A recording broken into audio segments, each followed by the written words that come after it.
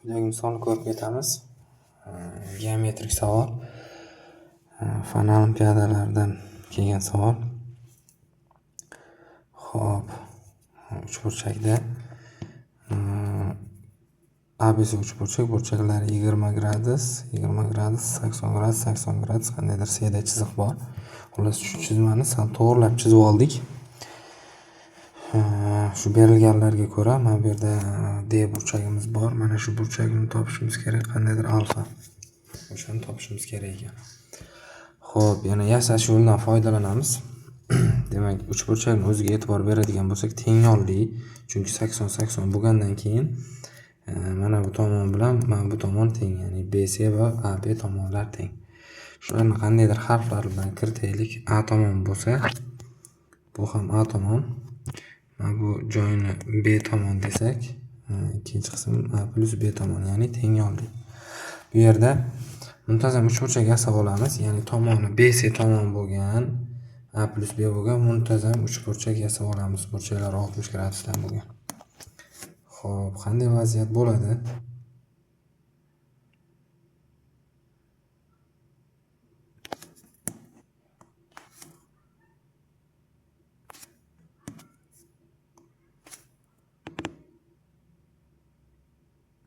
Mana shunday muntazam uchburchagimiz bor.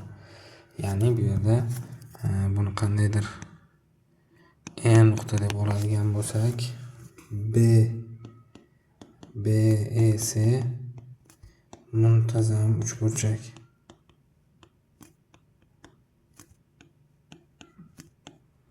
Muntazam uchburchak. Xo'p, ya'ni endi nima bo'ladi? Mana burchagimiz 40 gradusligi kelib chiqadi. Demak, mana bu burchakni kiritadigan bo'lsak, 80 ni o'chiramiz hozirlikcha.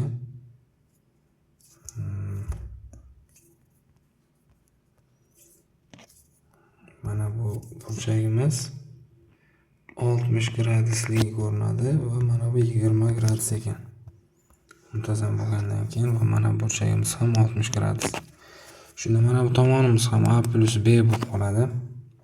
Mana bu B masofani hozirlikcha o'chiramiz, chunki B masofa D dan A gacha bo'lgan masofa edi. Hozirlikcha bizga keragi yo'q. Mana shunday muntazam uchburchak paydo bo'ldi va CE masofamiz ham A plus B. Xo'p, A va E uchlarini tutashtiradigan bo'lsak,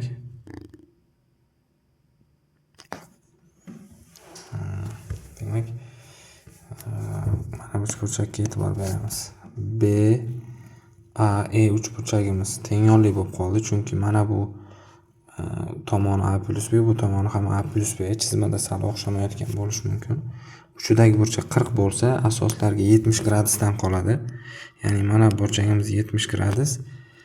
Mana bu burchagimiz 70 bo'lsa, pastki qismiga 10 gradus qoladi.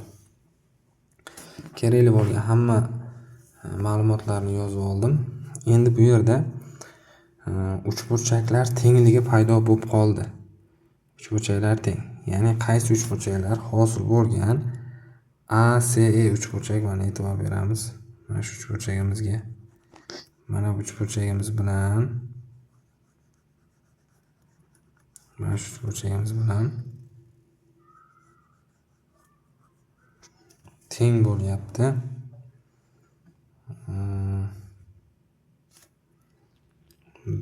BCD uchburchak. Mana shu ikkita uchburchagimiz teng. Hozir sababini ko'rsatib ketaman. Ya'ni bu yerda TBT alomatiga ko'ra ikkita uchburchagimiz teng bo'lib qoldi. Demak, uchburchak ACE teng uchburchak BCD TBT alomatiga ko'ra.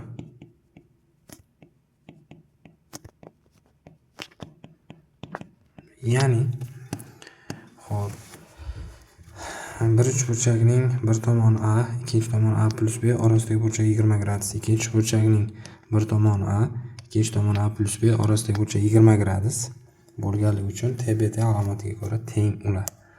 Xo'p, teng bo'lgandan keyin albatta mos burchaklari ham teng bo'ladi.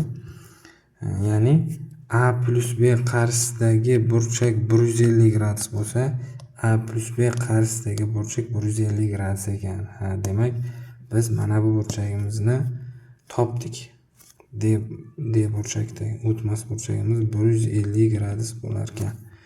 Buni alfani bemalol hisoblashimiz mumkin. Demak, alfa plus 150 180 bo'lishi kerak. Bundan alfa burchagimiz 30 gradusligi kelib chiqadi. Javob 30 gradus ekan. Demak, bizni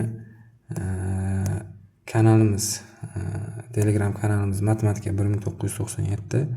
Shu kanalga ulanib qo'ysangiz, shu va shunga o'xshagan misollarni yechimini o'rganib ketasiz.